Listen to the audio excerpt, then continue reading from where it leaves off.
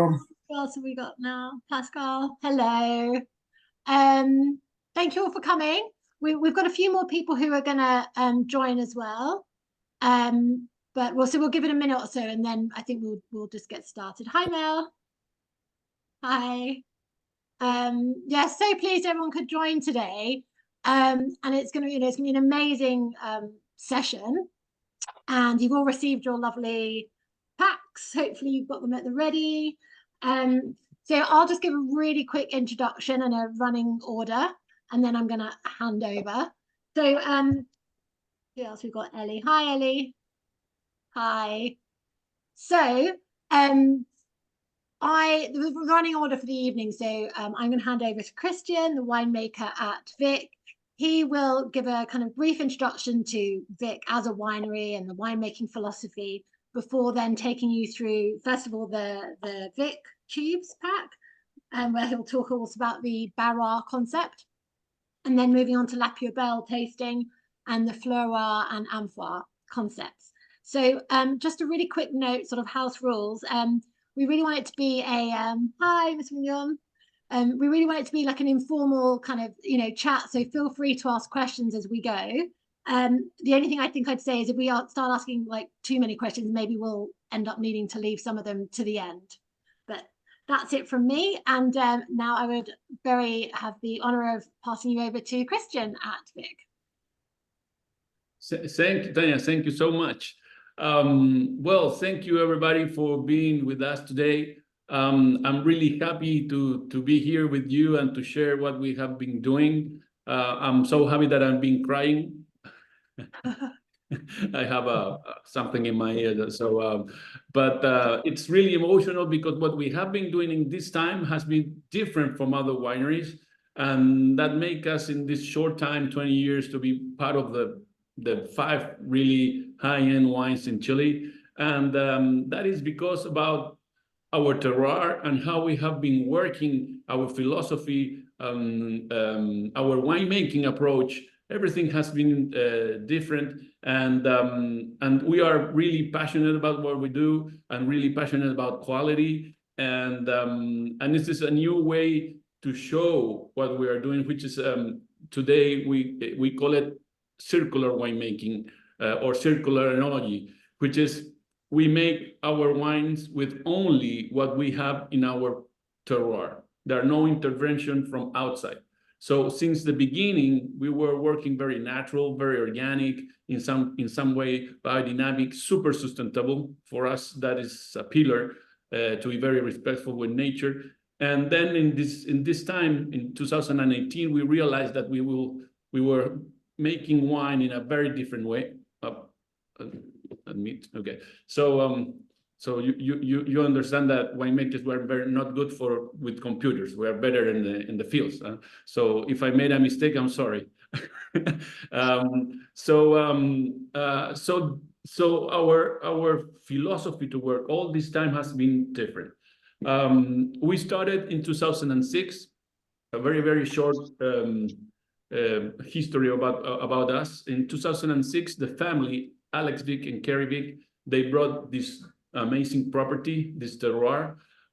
They start with this dream in 2004. They wanna make a wine to be in the pantheon of the great wines of the world, and they start to look for a terroir in different countries: France, Spain, Argentina, Chile, Uruguay. Alex has a beautiful approach to South America, especially to Uruguay, because his mother was Uruguayan, his father is Norwegian. So he used to come to Uruguay every year for the summer. So they start to look in France, they start to look in Spain, Uruguay, Chile, and finally they decide to brought this terroir here in Chile because of the conditions of this terroir. I have to tell you that I came here the first time in 2007. Before I was part of the team to talk with the family. When I arrived here, there was absolutely nothing. They just brought the land. There was no hotels, no winery, no vineyard, no nothing. So when I arrived, I was so amazed about this place. this terroir. We have 4,300 hectares, 300 hectares planted today. But at that time, there was nothing, but it was 6 valleys in this 4,300 hectares. 6 valleys mean flat land between the mountains and then a creek in the middle. So 6 different realities. We are really close to the ocean. So the breeze that comes from the ocean refresh this area. So it was an amazing place for winemaking. So, and then I saw them so convinced about to create this beautiful wine with high quality. So I jump in, we start to work. And today we are a beautiful team, very commitment to quality. And at that time with this, I remember that Alex says to me, you know, Christian, I don't have time to wait 50 years. We have to work fast to have the quality, because I wanna taste what we are doing. So we start to work in a very different way at that time. I'm talking about almost 20 years ago. I was 20 years old. No,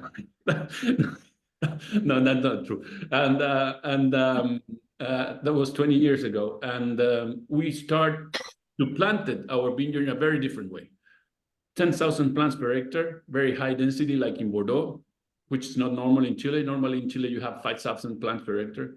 100% rootstock, which is not normal in Chile because you don't need it. We don't have phylloxera. So, but we decide to go with the rootstock because they're very helpful to be more precise at the moment of the harvest. And today, if you ask me if I prefer with rootstock or no rootstock, I will go with rootstock because it's a lot more. The precision at the moment of the harvest is totally different. It gives you a wine that it's more elegant, more precise, more clean. So we start to plant it in that way. One pillar was sustainability, so and to work organic and to be natural, because we want everybody to feel the flavor of this place in the most natural way with no intervention. So the only thing that at that time, since the beginning, it wasn't from us was the barrel, because the barrel comes from France. We only use French oak. But so we start to work in that sense, and then we realized that we were working holistic. Holistic comes from Aristotle, right? It's and it says that the whole is more than the sum of each part. For us, the whole is our wine, and then the sum of each part is to be careful in the vineyard management, to the winemaking, the sustainability, the social conscience of the company, with our neighbors, so it's a lot of different things. And then we realized that we were working holistic. So we are the first winery, at least in Chile, declared holistic. And in this sense, we were making our wine in a very natural way. Let's say since the beginning, wild yeast, no addings, no finings, no filtrations. So the only intervention was the barrels. So since the beginning, very, very natural wine, because what we want is that you feel the flavor of this amazing place.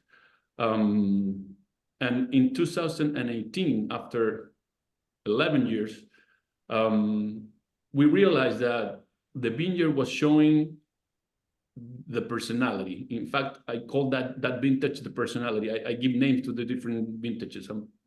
It's something weird too, but anyway. The 2013 is the change. The 2015 is the confirmation.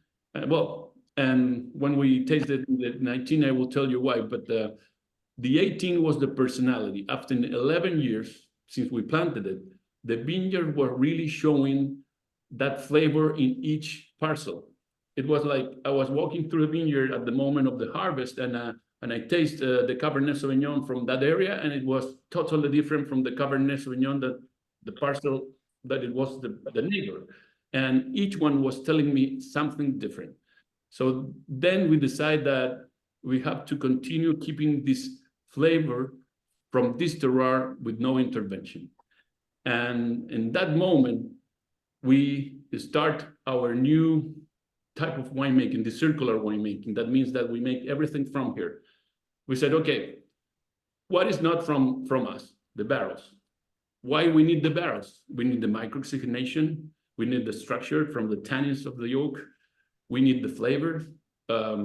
What happens if we don't use barrels? How we can get that microoxygenation? So we start with all those type of questions. And finally, the answers were, okay, what happens if we bring the oak from France, states, not the barrels, and we make the barrels here, and we toast that barrel with our own oak trees, Chilean oak trees that we have in the property. We are not cutting trees, we are taking the one that they're already lying on the floor. What happens if we make our own clay amphoras with the clay of the property? If we don't need the tannins or the structure of the barrel, but we need the microoxygenation, let's make amphoras. What happens if we make that amphoras with our own clay? All that type of questions we started at that time, and we begin with this new type of winemaking or enology. Everything from the property, not intervention from outside. And that's how we create this idea of just to expose, to show what is from here. And again, no yeast added, it's only wild yeast.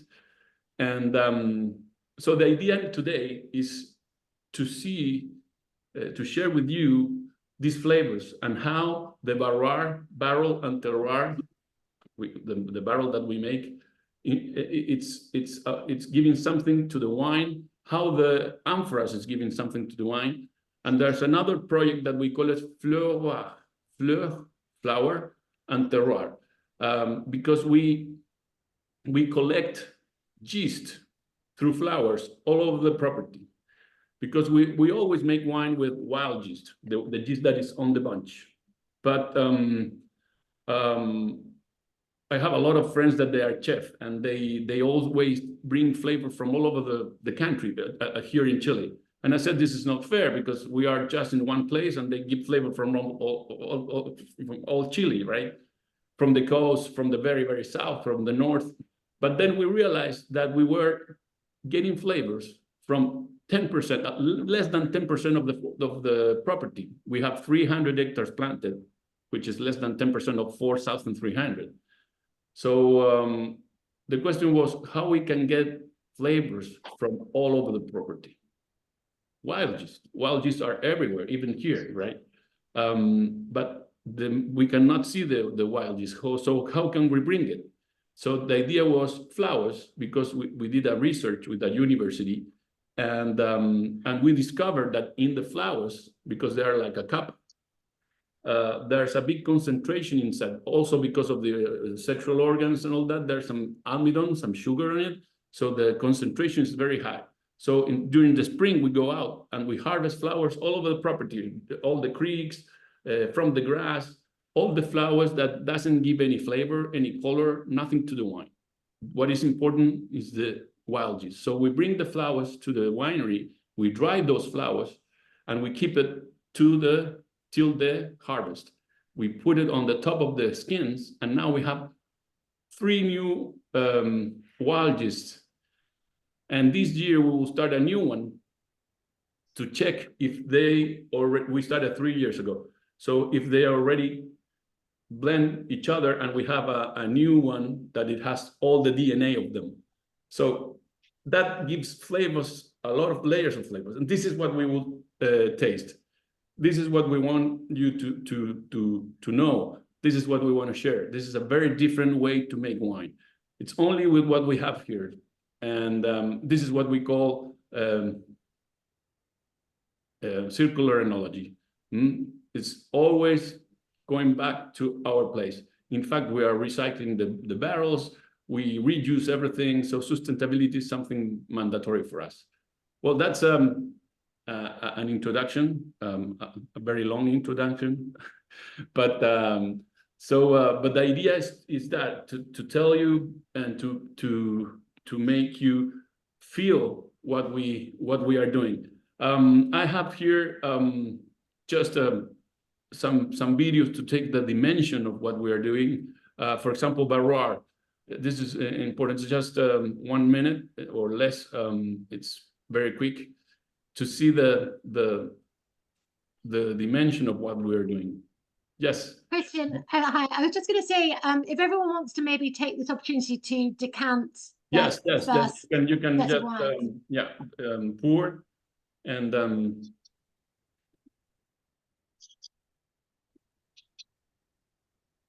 okay.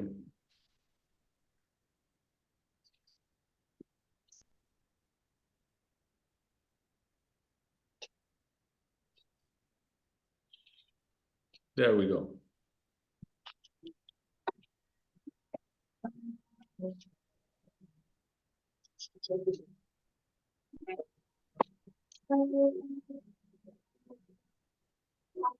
Our valleys to the highlands of Millao. Here, where the winds of the Pacific pass through the leaves of those centenary oak trees, witnesses of the history of our terroir. We collect and take back to the valley those that nature has brought down.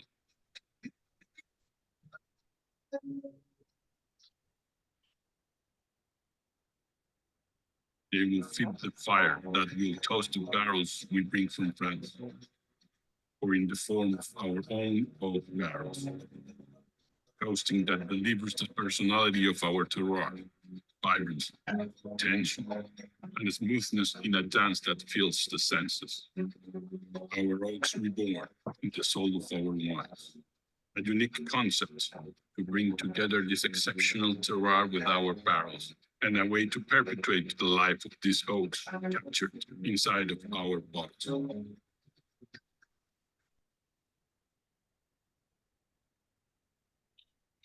You see, this is thank you, Miriam. Miriam is helping me because I'm not good with the computers.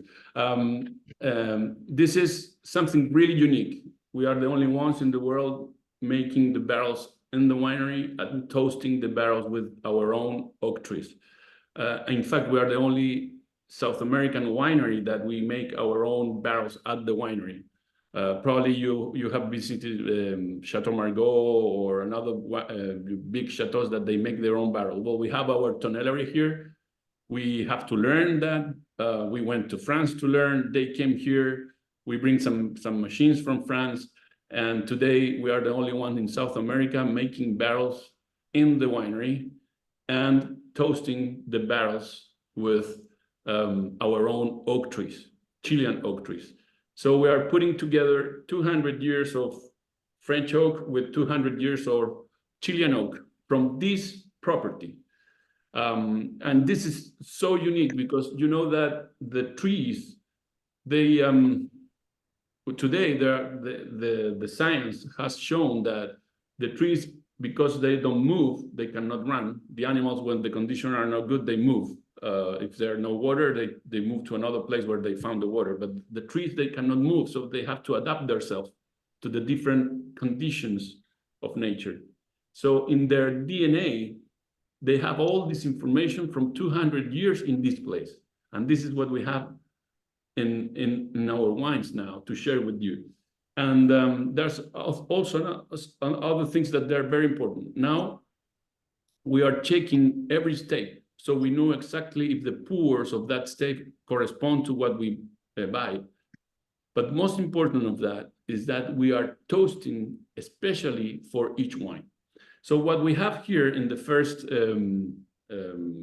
set is our VIK wine, which is a blend of Cabernet Sauvignon and Cabernet Franc 2019, 77% Cabernet Sauvignon, 23% Cabernet Franc.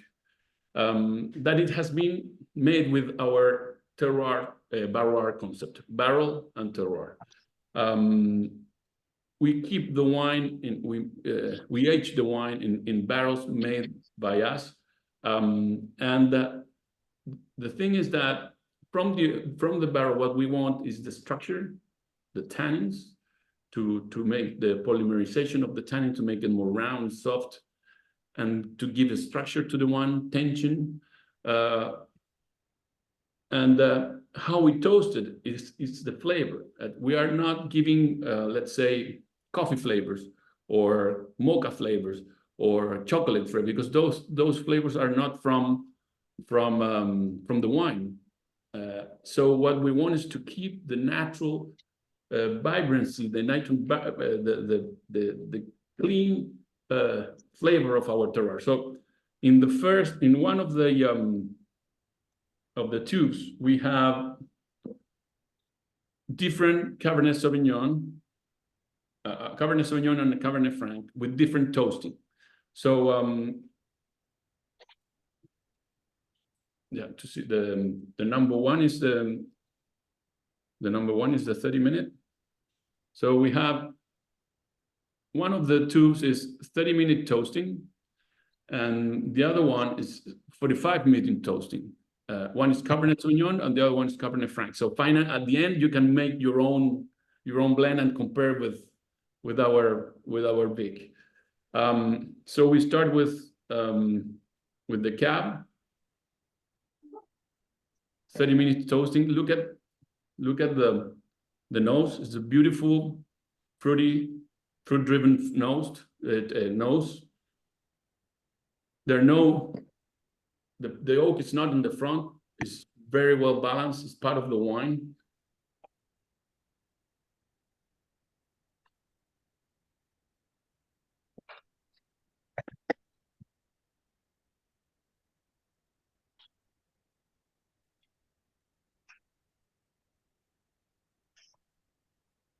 You see the acidity, the tannins, the structure.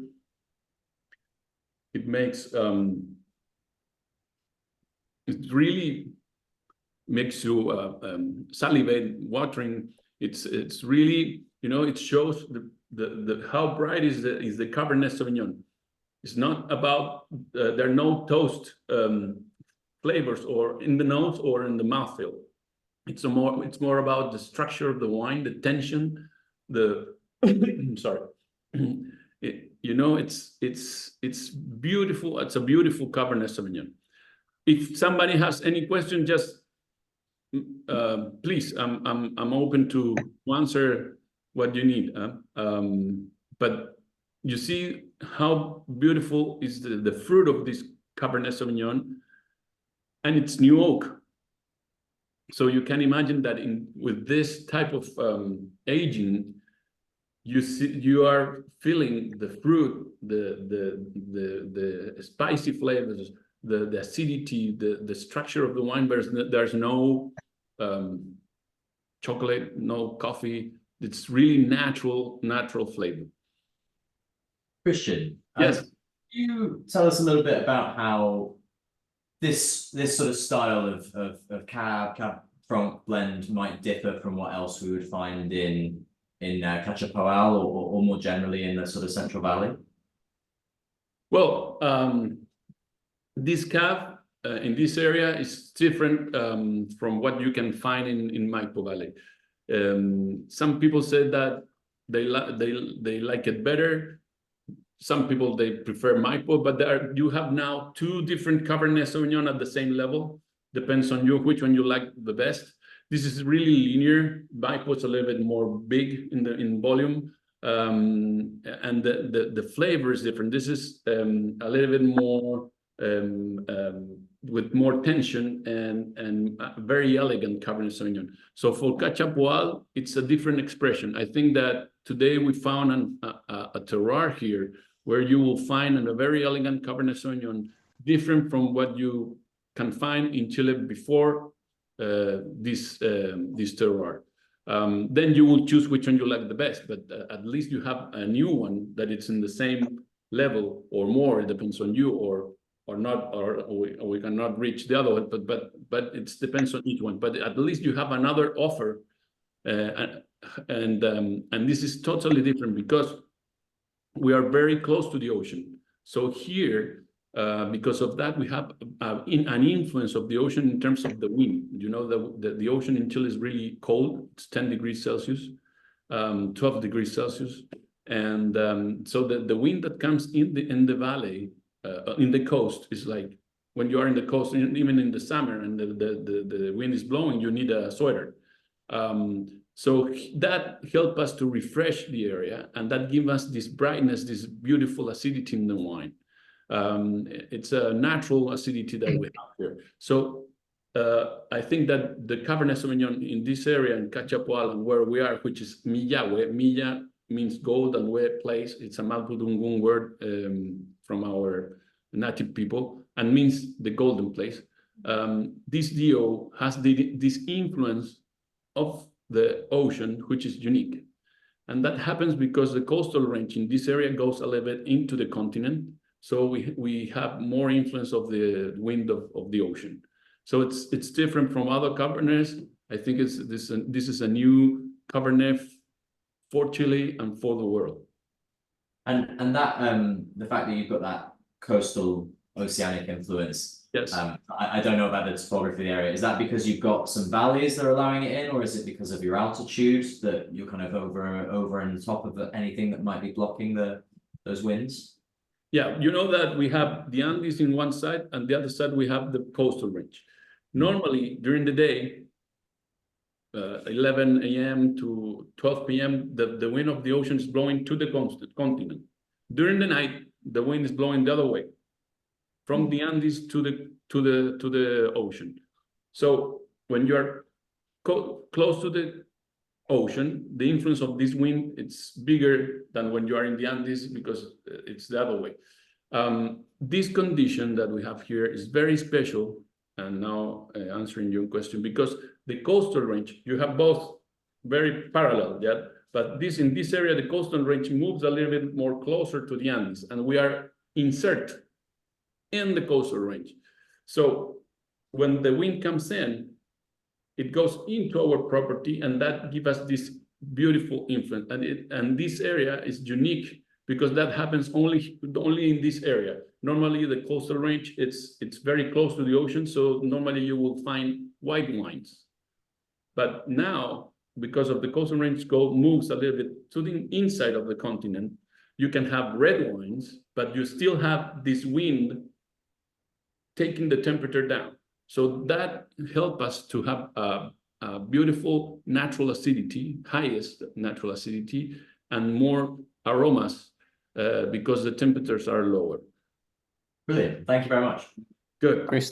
Christian, just a follow-up question. So is there quite a large diurnal swing between daytime temperatures and nighttime, or that shift in the wind back west across the valley? How does that impact it? What is the change there?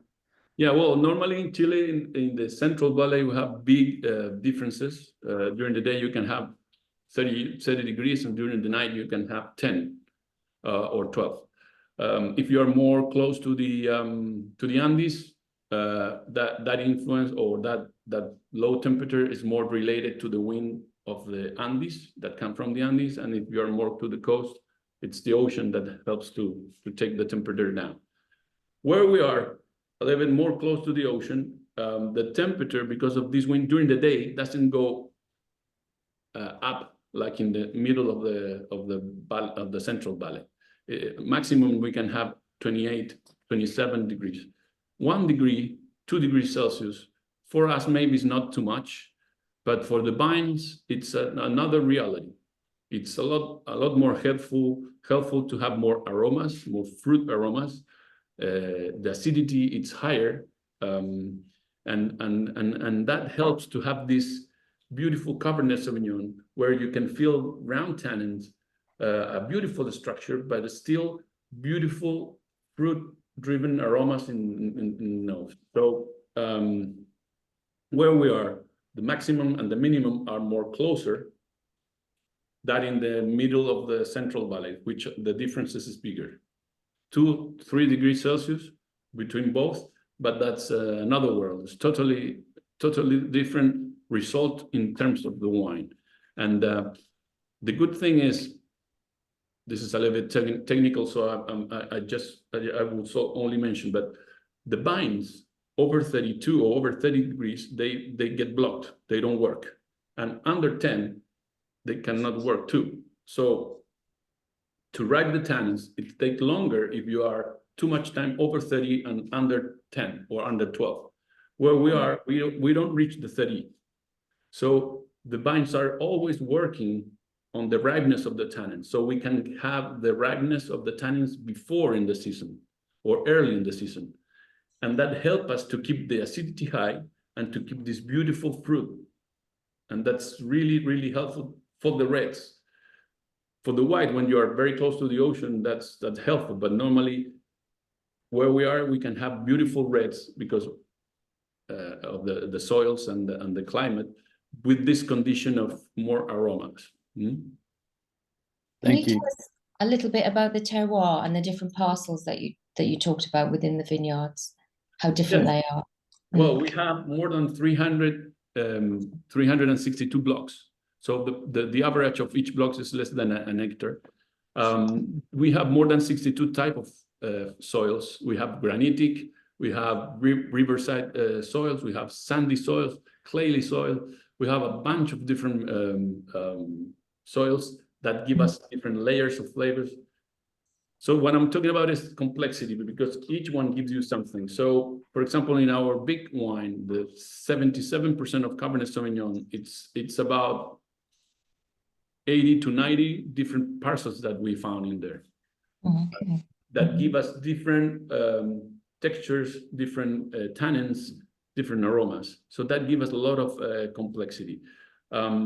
We have also rocks that gives some minerality to the wine. We found just last year a rock called lutita, which is very helpful for the minerality in the Cabernet Franc. So it's a spot where in the 6 different valleys that we have, you have a lot of different flavors. And this type of aging, where we don't have these coffee flavors or these chocolate flavors, you can feel this beautiful fruit, and in the mouthfeel, we are very respectful with the tannins structure. So you really feel the soil and the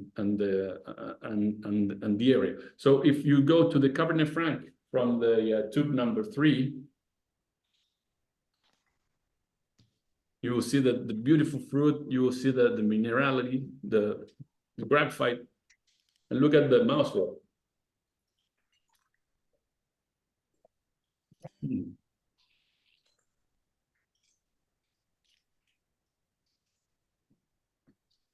You can feel how you're salivate and the tension of the tannins.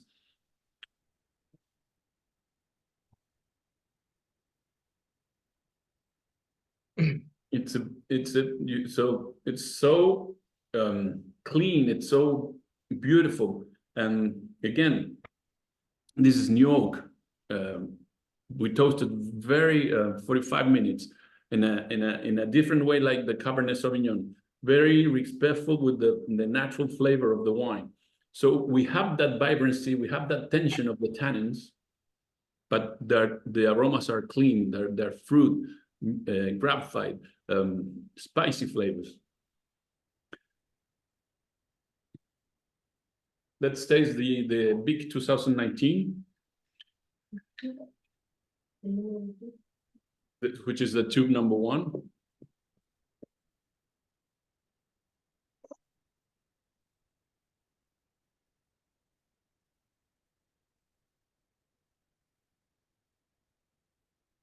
The tube number 2 and number 3, it's Cab. The number 2, it's Cab 2022, and the tube number 3 is Cabernet Franc 2022. This is 19.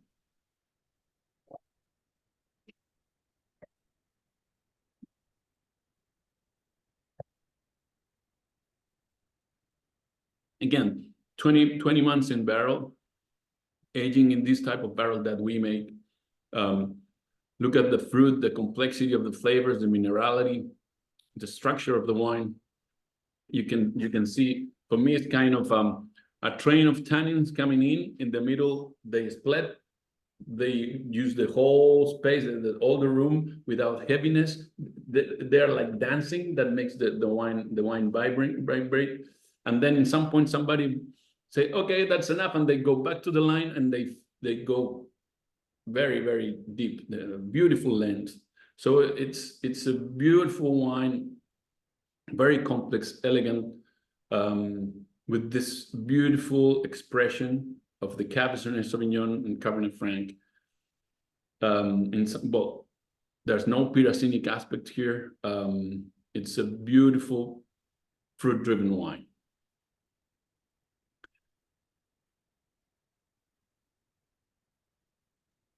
Christian, have you well, do you or have you ever been tempted to work with Carmenere? Yes, well, the La Pubelle, the next one, it's about Carmenere. So then we'll talk about it. Yeah.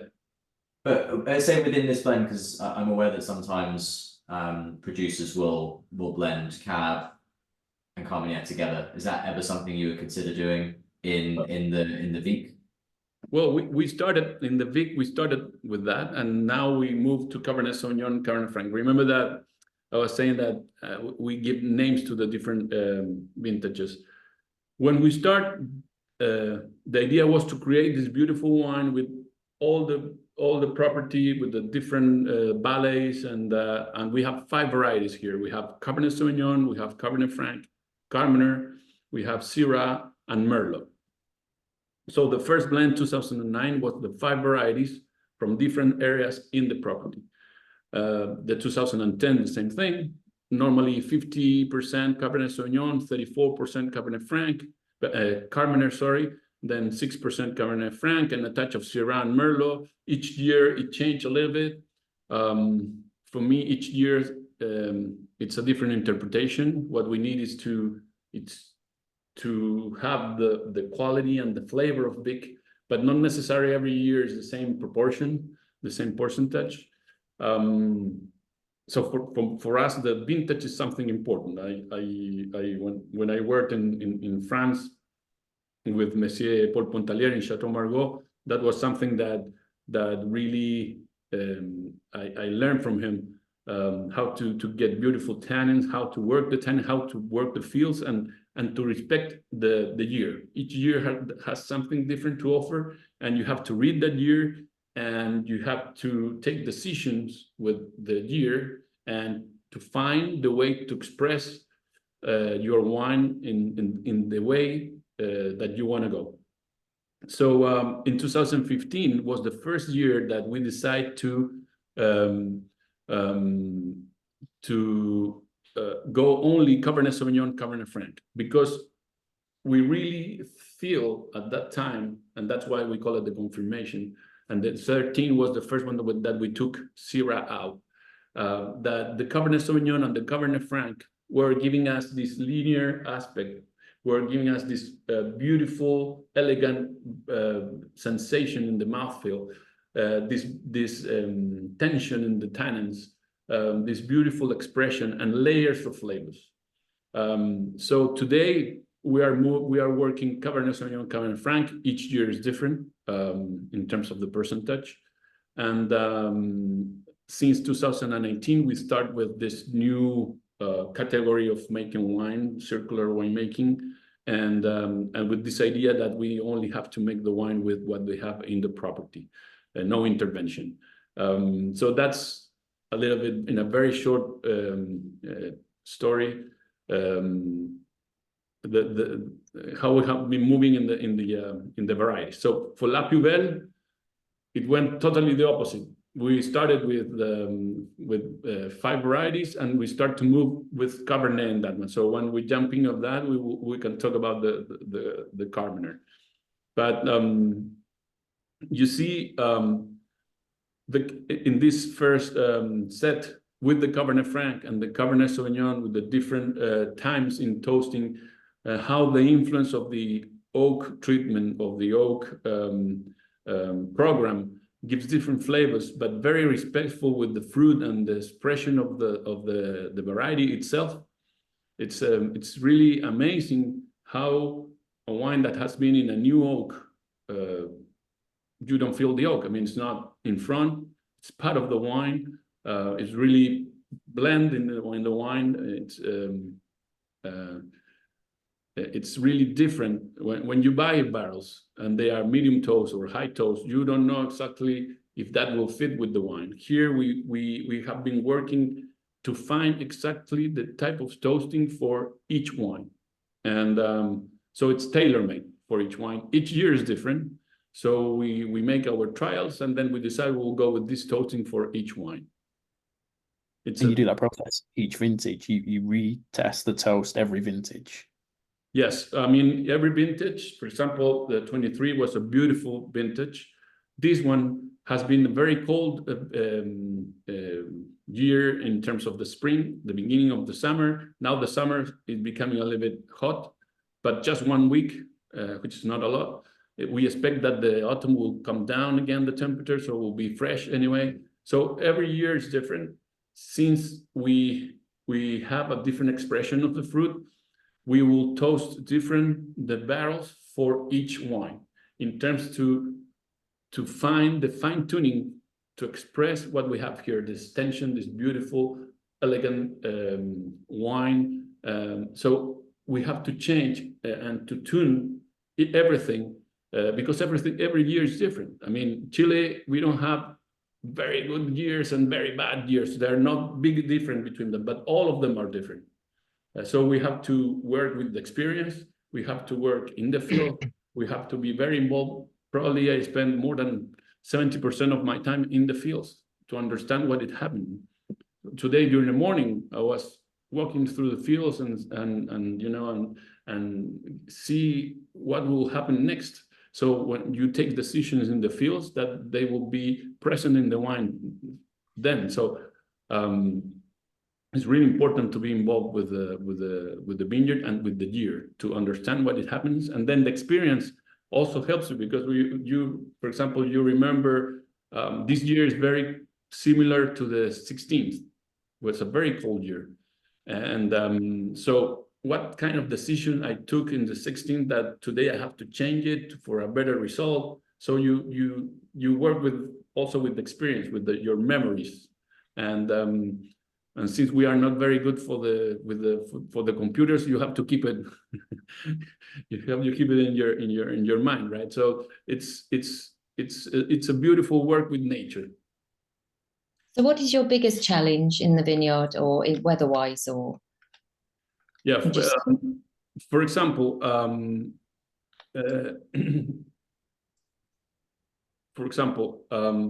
what we are working now is to harvest a little bit earlier in the season with ripe tannins in order to keep the freshness of the aromas and the higher natural acidity.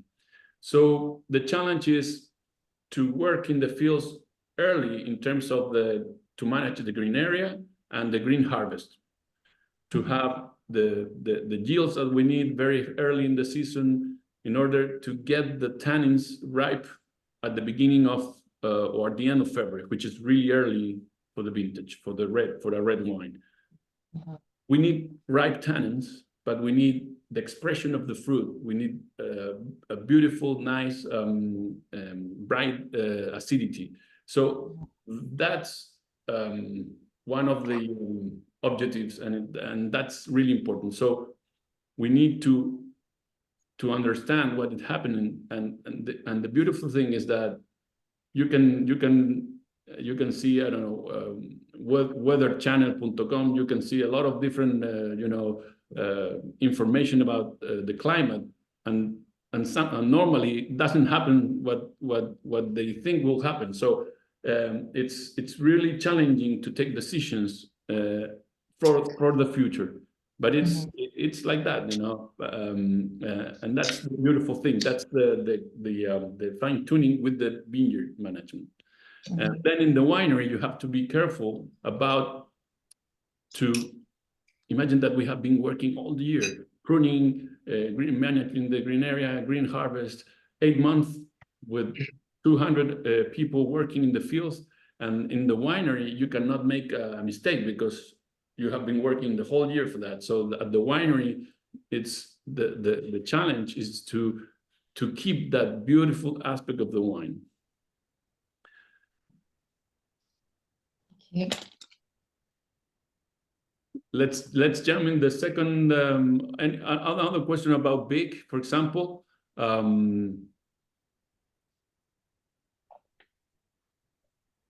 If everyone's ready, we can move on to the La Pubelle, if you've got them handy. Okay, let's go into La Pubelle. So the tube number 1 is La Pubelle, which is the blend and the wine, and the tube number 3, it's Carmener, with our concept program Flower and Terroir, Flower and Terroir, and the tube number 2, it's about our amphoras. This blend is 76% Carmener, 4% Cabernet Franc, and 19%, 5% Cabernet Franc, and 19% Cabernet Sauvignon. So here, the Carmener is showing the personality of this terroir with this variety. If we start with tube number 1, it's the blend. This is 2020. Sorry, this is 2020. This is different. This is 68%. 68% Cabernet Sauvignon. I was talking about the 21. This is 68%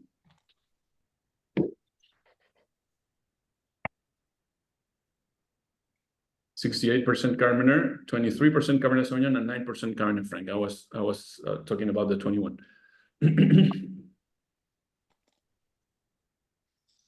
So look at the expression of the fruit. There's blackberries, dry plum, and there's no pyracinic aspect here.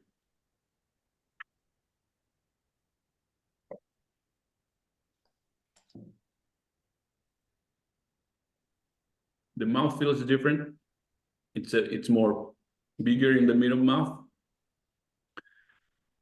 This is you can feel the volume without heaviness. It's a beautiful acidity. VIK, it's a little bit more linear. This is more about the middle palate. The Cabernet Sauvignon gives a structure to the wine.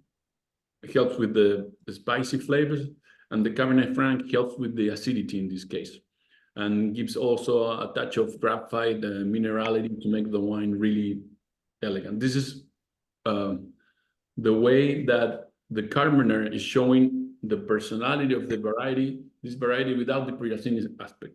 I think this is the way to show the Carmener.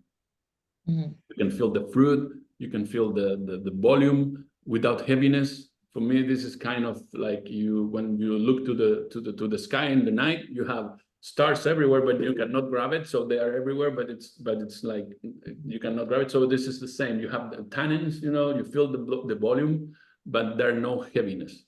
No, the texture is beautiful. Thank you. It's for me, it's the new expression of the Carmener without that side of the variety that's the pitacinas are present in Cabernet Sauvignon and Carmener, Cabernet Franc, Merlot. It's part of the DNA of those varieties. But when you work in a proper way, the feels, you can avoid that side, working the green area, the right yields per vine. Imagine that we have very low yields in the VIK. We have less than 1 kilo per vine.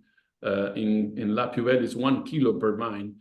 So that let us ripe the tannins to have this very fruit-driven expression, this very elegant wine, this beautiful acidity without that pyracinic aspect. So if we taste now the tube number 3, which is about the flowers, you'll see how beautiful is the fruit of this Carmener.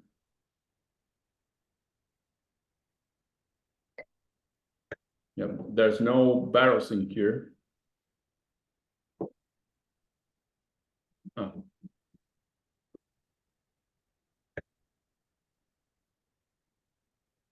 And this parcel, it's a special parcel where we have a rock called Slutita.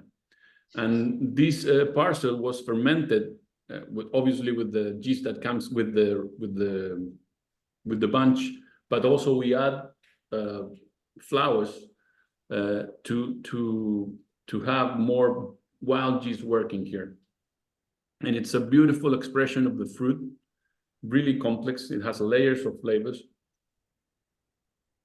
Really clean nose.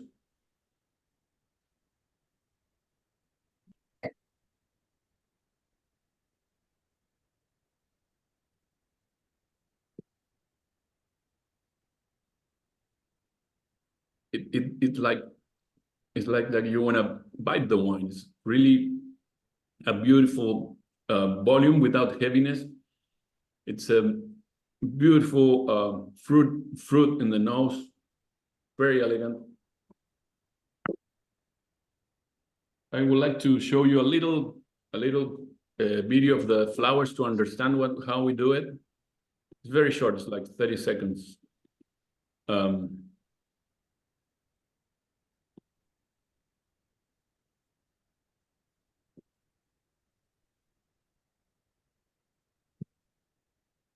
So this is our wild flowers that we have in the property. We harvest those flowers. We dry them with the sun. We cut the green stem, and then we put it on the top of the grapes and in the tank. What is important that is inside of the flower, there's a big quantity of wild yeast. So today we know that we have 3 new strains different from the one that it was on the bunch, and this is because we went out of the vineyard to grab these flowers. What is important is that the flowers, they don't give any flavor, they don't give any color to the wine, nothing. We harvest flowers that we know that they won't give anything to the wine. What is important is the yeast that is inside. So the flowers is a transport to bring the yeast to the winery. So, and this is unique. I'm almost, there are no other wineries doing this. So in one point, all these yeast, they'll become one yeast with all the DNA of the 4. In that moment, the idea is to reproduce that yeast and to have our own VIK yeast, which is the flavor of this terroir. And what is beautiful is that these natural yeast, they are natural enemy of, for example, botrytis. So when we can separate this yeast, we can spray this yeast in the vineyard in order to fight with the botrytis in any year that we can have a lot of rain, for example. It's a natural way to fight with the botrytis with our own yeast. So this is how we have been working. A lot of details, a lot of innovation, science. You know, the winemaking has a lot of about the sense, you know, but technology helps to understand. It's a beautiful tool that helps to understand what is happening.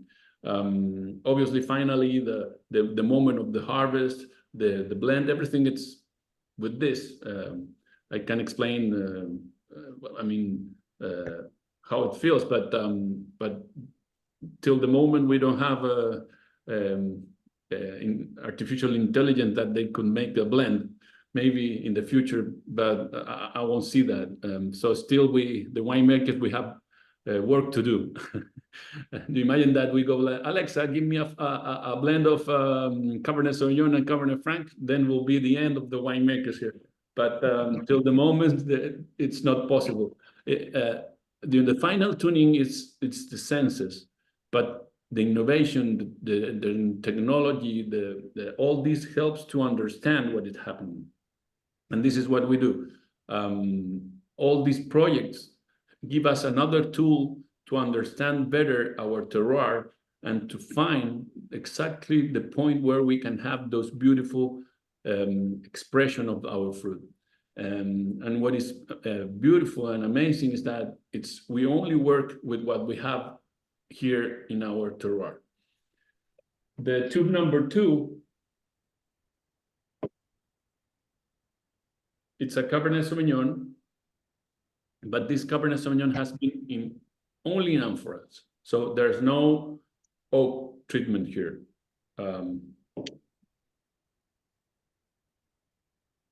These amphoras are made with our clay from the property.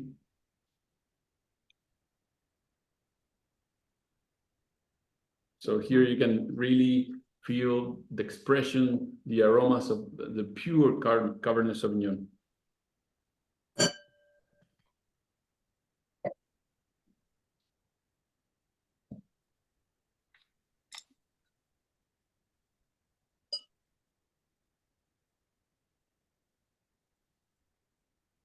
You see how beautiful are those tannins. It feels a little bit mineral. The pores of these amphoras are unique because they're from this place. It's different from when you buy some amphoras in Italy or in Spain. This is totally unique. It's from here. And this is what happens with the amphoras. Helps a little bit with the vibrancy of the wine. You can keep the freshness of the fruit. And so it helps to keep that fruity aspect of the wine. So that shows finally the expression of this Carmener, which is a lot of fruit, spicy flavors. There are no chocolate or coffee flavors, no mocha flavors. It's really pure Carmener. Well, just a little bit about the label. The label is a piece of art from a Chilean artist, Gonzalo Cienfuegos. The story is that in the property we have a hotel. Each room, it's about an artist. So when you go into the room, you have the art of an artist, could be Chilean or from other country. And so the story is that when we were about to launch the hotel, the family came, Alex and Carrie, to check every room. And when they go into this room, Gonzalo Cienfuegos' room, one of the piece of art is 3 bottles, double magnum paint. One of them is this one. So the story is that they go in, Carrie go first, and she grabbed this one and she said, this is the most beautiful. La plus belle, the most beautiful. La, it's Spanish, più, most Italian, and belle, beautiful French. So that gives the name to this wine, the most beautiful. And that's about the label. Mm-hmm. I don't know if you have any question about this Carmener. No. Something So that you... what vintage is this? I can't see it on the tube. 2020. Cool, sorry. It's probably there, I just can't see it. Thank you.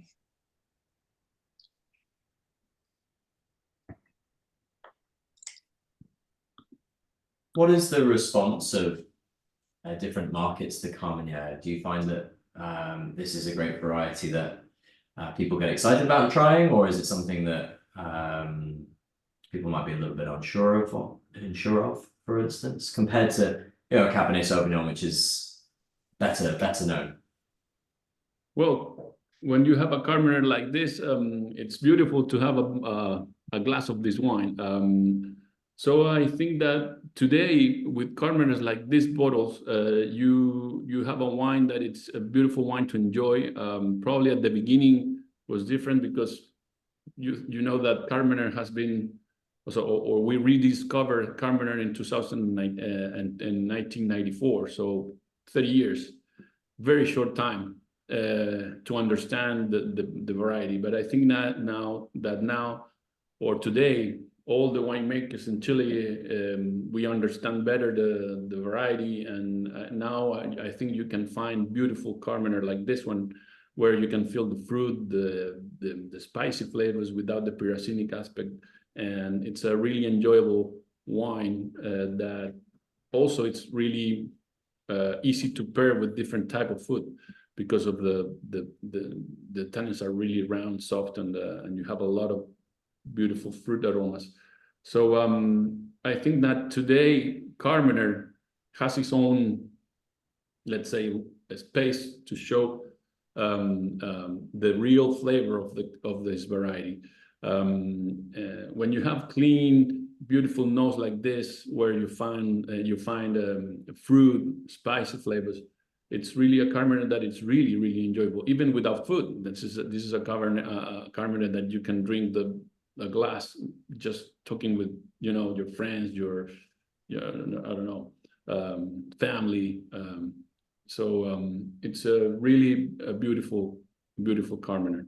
And Cabernet today, it's changing in this way. And this is a beautiful example of what is a real Cabernet. When you understand the variety, this is what you get.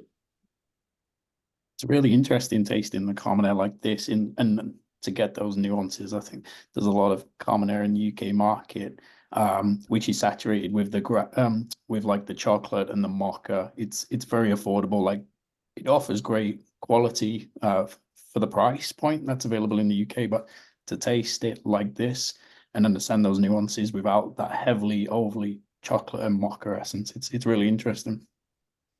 Yeah. Well, at the beginning, and probably to use heavy toast barrels in Cabernet was to hide a little bit that pyracinic aspect. But when you work the fields and you have this beautiful expression of the fruit, we are working totally the opposite with our barrels. And in this wine, we add amphoras, where now you're tasting that Cabernet Sauvignon without any oak, and it's a pure flavor. And the Cabernet that has been in amphoras also is pure flavor of Cabernet.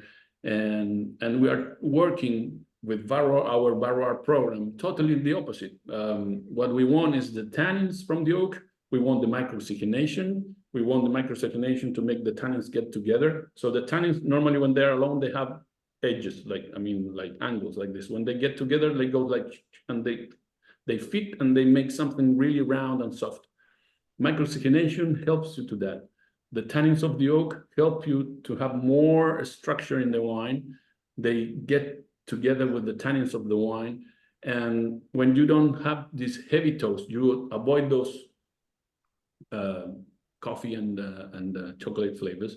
And we are going that way, totally the opposite that it used to be years ago. In fact, there are some examples that now we make the barrel. So we have been understanding the barrel in a different way. For example, as a winemaker, like 5 years ago or 6 years ago, before to start this Barroir program, normally you think you know about barrels. You think you know about the different, let's say, forests in France, Tronçais, Allier, Bertrange, the different forests. You know about how long they have been drying. You know the pours, but when you get into this beautiful world of making barrels, you start to understand a lot of different things that you didn't know before. How it toasts, how long, how many times in contact with the high temperatures. You do it with the flame, no flame, only the brass. Sorry, my English. It's only with the no flame. How you say that when you have this red but no flame? Brass, braid. If you let the flame dance like this and the flame touch the walls, then will burn the oak. So you will have coffee flavors. So we invented, for example, a machine during the toasting that makes the barrel rotate, that makes a cushion of air. So the flame doesn't dance like this, it dances a little bit shorter than like this. So never touch the wall.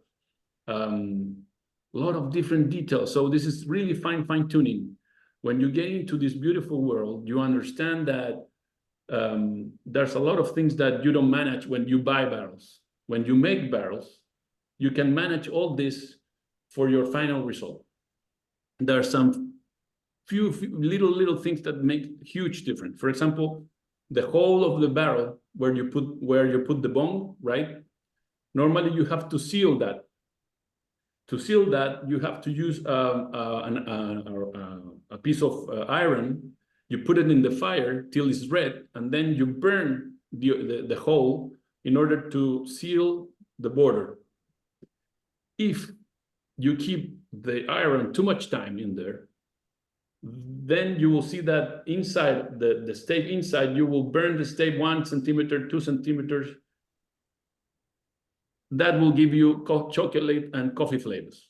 So once we understand that, now we go because we don't want coffee flavors. But we didn't know that before we start to make barrels. So all those little things helps to give another step of quality, another step of quality. Imagine that we receive this in pallets, so we can check each stave if it's the pour that we buy or not, if the quality of the stave is good. So we can check one by one.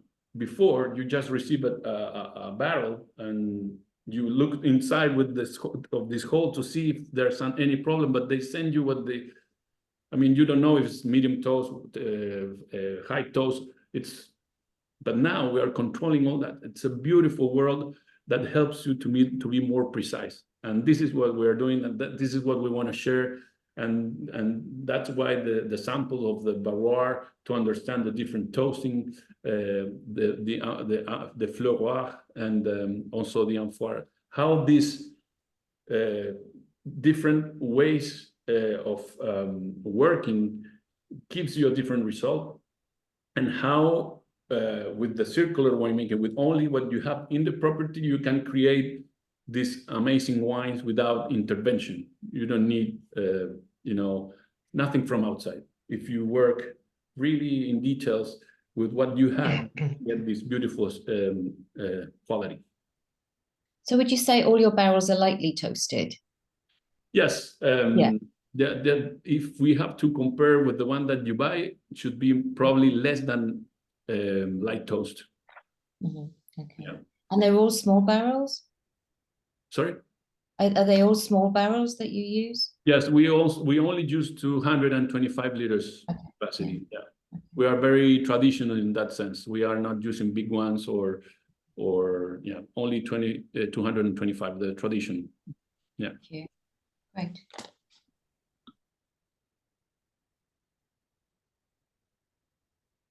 So this is what we are doing. This is totally different. We are the only ones with this concept of the barrels. Nobody else is doing the concept of the flowers. Amphoras, we're not the only ones using amphoras, of course, but at least from the property, I don't know how many wineries they have their own amphoras. But this is the fine tuning. This is another winemaking style, and the concept, the holism for quality, each to look for the details. And also, all this is really sustainable. For example, Barroir. Now we bring in each container a pallet that means in barrels 364 barrels. Before, when we brought it like done and made, the maximum capacity for a big container is 150. So just in the shipment, we have a better carbon footprint. So everything that we are doing is also looking to be respectful with nature. Same thing with the flowers.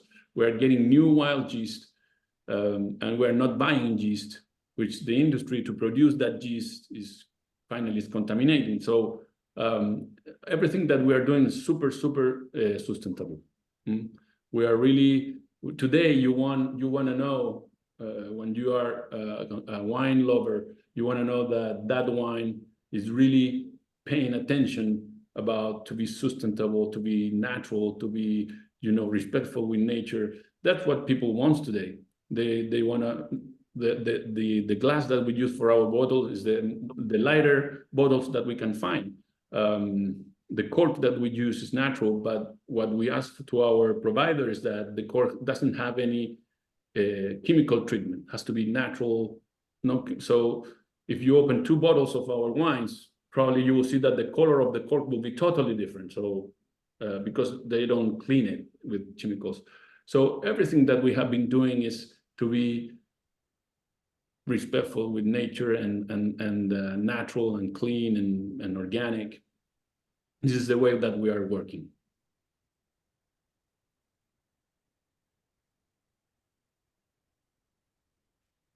Christian, just a quick question about your viticulture. You said that you planted your vines very high density, which is unusual. Because of that, do you have to irrigate? And if so, where do you get that water from? How do you go about irrigating? Well, here in Chile, we are allowed to irrigate.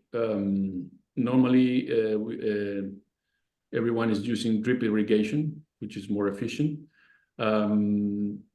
Yes, if you have more vines, probably the water consumption it's more. But in terms, if I go and I compare that the final consumption of water per hectare, it's less. Why? Because what really catch the water in the vineyard, in the vines, it's the bunches. Okay, so if our yields is less than a kilo per vine, so we are having 10,000 kilos per hectare. Okay, some wineries they have 5,000 or 4,000 4,000 vines, but they to have 10 or 12 thousand kilos, they need to have 3 kilos per vine.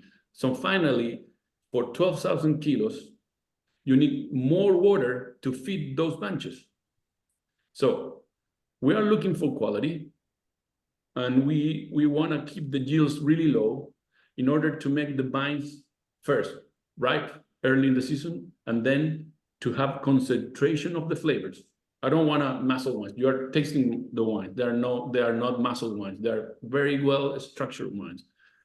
So we're consuming at the end, in the final line, at the bottom of the line, we are consuming less water per hectare than a normal vineyard, because for quality, we need less yield, less grapes, which are the ones that they consume much water.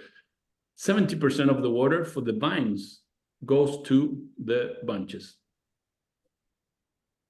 Brilliant. Thank you very much. The green area. Just a quick follow-up question on that. How does that, like the density then of how the vineyard's planted, how does that impact like the canopy management and the training there, especially like in relation to exposure, sun exposure, but then the winds that you spoke about and protecting bunches from those winds in the valley? Yeah, we work the green area in order to have light and to let the wind goes in. But in terms of the labors, it's not more than a row of with less density. So if I understood well, the labors in terms of what we have to do, it's not more or less, depends on what you want. In the case of the high density, finally, when you let less grapes per vine, the good thing is that you can ripe earlier. And so this is like, I give you a bag with 100 kilos and a bag with 10 kilos, and you have to run 100 meters with 100 kilos or 10 kilos. Which one you will get first to the finish? With 10 kilos, right? With the vines, it's the same thing. They ripe earlier. So because of that, finally you have less labor and you consume less water, because we don't need to irrigate till at the end of the season. And in March we are ready. If you have to wait till May or April, you have to irrigate 1 more month, so you consume less water. So finally, it's much more easier for quality to have high density than less density. Yeah. Thank you.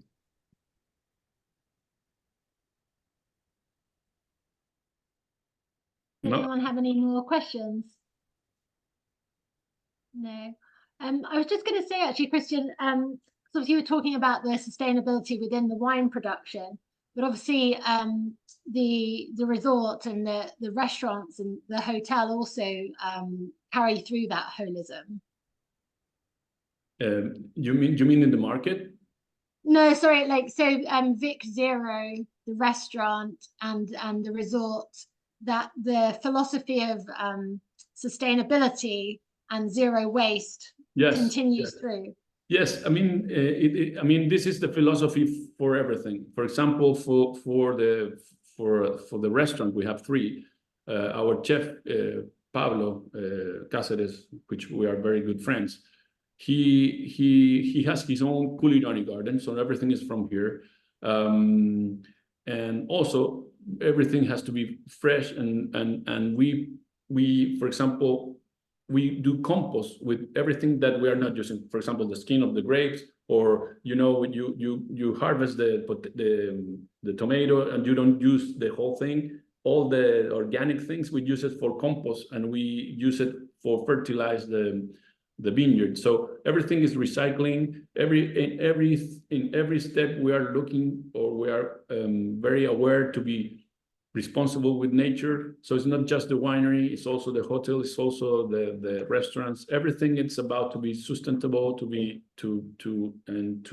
don't contaminate, because it's one of the pillars as a philosophy for us as a company. And also we are working this holism with our neighbors. Let's say that if we don't have it in our culinary garden, we work with local small producers that they work organic, and we let them we buy some things from them. So everything is from the area, and everything has to be organic, biodynamic, natural, because we understand that people what wants today is it's a natural product, and wine is the expression of the terroir, and terroir means people and the soil, the climate, everything. And when you work holism, the terroir became something bigger, because it's how you work with your neighbors, how respectful are with your team. I mean, it's everything. It's not just the place, the vines and the climate. It's more than terroir.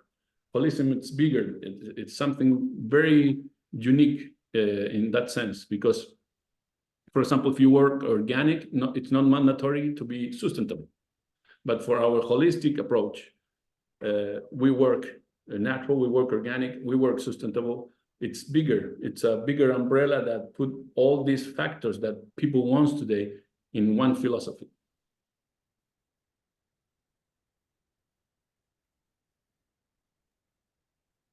Brilliant. Thank you, Chris. And could you give us all like a little hint about what's coming next? Maybe like the next big kind of project. Well, we have two new projects, but the next one, it's about this circular winemaking. It's a wine that we will release very soon, and I'll be in London in February. So maybe if some of you have time, we can taste that wine. I will go with some bottles. It's a wine that it's circular. We realize that you are very aware about your vineyard. You work your vineyard, and then you take your grapes to the winery. You make your wine, and then you age your wine in the winery, and then you sell it. But we realized this year in March that nobody is closing the circle and going back to the nature. So since we have been working in this circular way, we thought that maybe what happens if we age the wine in nature and we connect the wine again to nature. So the idea is to make your wine with nature, grapes, to nature, all these programs, Barroir, Amphar, terroir. So we're taking what we have in our property, and then we age the wine in nature. And we take our amphoras up to the hills that we have in the property, 1,000 meters, and we put the amphoras in the forest, and we place and we make the wine. We make malolactic in barrel concept, and when we take the wine up to the mountains, and we age the wine in nature between the trees. And we rack the wine back to the winery the 21st of December, which is the summer solstice here. So we place the amphoras in a way that makes the amphoras to be connected with the sun and the moon, and also the amphoras, because they are between the trees, they are touching the roots of the trees. So there's a connection with the trees. So this, you know, that the trees, there's a theory that today, well, it's not a theory, it's a fact that the trees, they communicate themselves with the roots. So now the roots are touching the amphoras, and because the amphoras, they are not sealed, they have pores, they are connecting with our wine. So we age the wine in nature, 1,000 meters over the sea level. We found a spot where we found a magnetic field, where you find a magnetic resonance. So it's vibrating. It's a fault and a water table crossing the fault that makes energy, and so the amphoras there are vibrating naturally. So the tannins get together naturally, and the wine is amazing. It's another category of wine. We call it circular wine. It's let's say it's made in a very natural way, organic way, biodynamic, because it's connected to the moon, to the sun. So we get into this place with the solstice. So during the solstice, it's like Stonehenge. You go into this place where the solstice is, and it's all connected with the sky, and it's, when you go there, the energy, it's amazing, and the wine, it's beautiful, beautiful, beautiful. So that will be the new release of this wine. The name of this wine will be Stonebeak. It's really, really amazing, connected with nature. Imagine that during the winter, the amphoras were up there, but because they are buried, half of them, they are in the ground or in the soil. They never get 0 degrees, because you know, in the soil, when you have 12 degrees under the soil, so naturally they get stable they got a cold stabilization naturally. So at 1,000 meters over the sea level, the tannins, they get together in a different way when they are here in the winery at 250 meters over the sea level. So it's nature which is making the aging of this wine, and the energy of that wine is really amazing. So that will be a 2023 wine. So we will release this wine each year, the January of the year before. Let's say we harvest this wine in March of 2023, and we are releasing this wine in January 24. The 24 we will release in January 25, and it's beautiful, a beautiful wine. The energy that you find there, it's incredible. How many bottles of that will you be producing? Today it's about 500 cases of 12, and Okay. and now we are taking up there a little bit more amphoras, and will be maximum 1,500 cases, no more than that. But today is 500 cases. Could you just say the name again? I didn't quite catch the name. The wine will be Stonebeak. Stone Beach. Yeah, Stonebeak. Vic. Yeah. Vic. Stonebeak. Oh, Stonebeak, sorry. Yeah. Thank you. And you're delivering in person in February, right? To London. Yes, I'll be there between the 18th and the 20th. So if you have time, let's talk. I will be happy to show, or any. I mean, if some of you have time in those days, we can taste the wine. It's really amazing. We can talk emails or whatever, and then or Instagram, and then we can see where we can taste this wine. That it's an amazing wine. Wow, Definitely. I mean, I'm happy to coordinate that. If anyone, would like to get involved with that, just drop me an email. great. Thank you. Thanks. Good. That will be great. I mean, it's so, the energy of that wine it's amazing. It's really, that we understood that the quality of this place is our terroir. So this was also the way to show the quality of these wines without using our building, or because the hotel, the winery, it's a plus. It gives something else to our wine. But this wine is totally the opposite of VIK. VIK has been in barrel for, in this case, 20 months, but there's another VIK that they have been in barrel for 26 months in the winery. And this is a wine that has been 8 months up in the mountains, no barrel, or 1 month of barrel during the malolactic, and it has been up there. And so it's totally the opposite, and you have very high quality both ways. So finally, it's the way to show that it's the terroir which is giving the quality, not the facilities, not the, it's about the terroir. It's really different.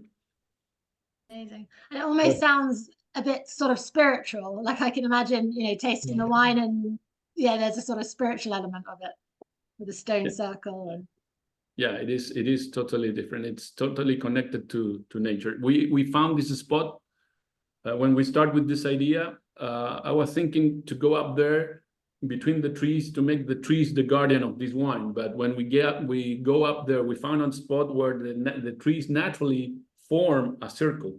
So they said, well, something is happening here. So then we bring a geographer, we bring an astrologist, an astronomist, and we bring a shaman, and we found this magnetic point in the middle of that circle. So that was the reason why the trees formed this circle, because there was an energy point in the middle, and the geographer found the explanation for that. It's a fault that is crossed by a water table that makes a magnetic resonance that makes energy.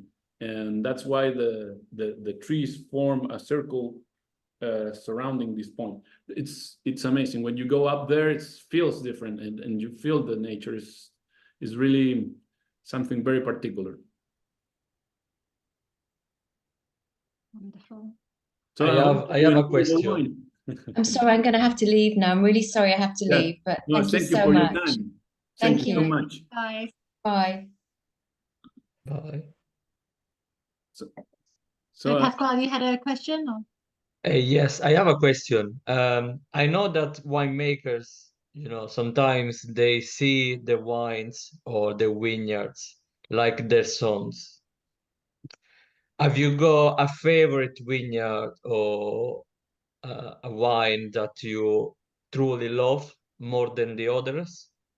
Well, that's a very hard question, because, as you say, it's like you have to choose between your child. But yes, I mean, VIK is for me, the expression of this terroir that really shows the brightness, the real flavor, the elegant side of this terroir. For me, that's the expression of this terroir, and that's the wine that really I love the most. The Cabernet Sauvignon and Cabernet Franc.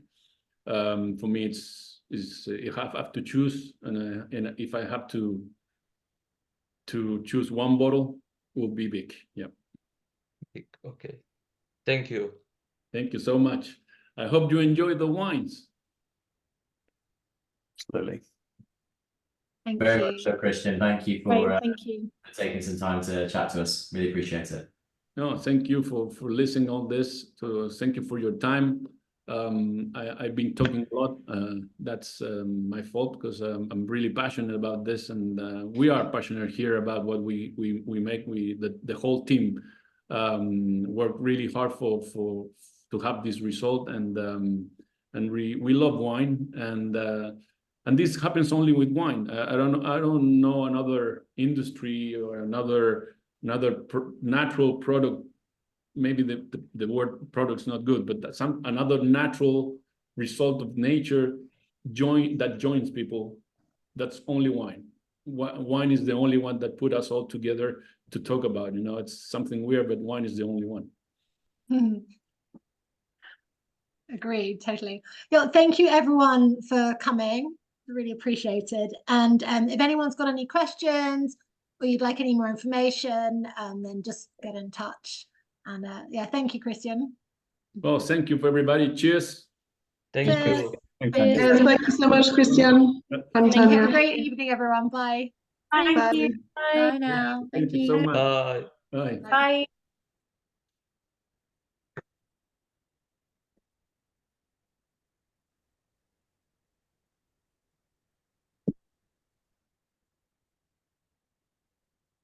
Is it just us? Or? So we're ready. It still says 3 participants though. Oh, it's because it's recording, right? Yeah. Yeah. So. Wow, that was brilliant. Christian, how did you find it?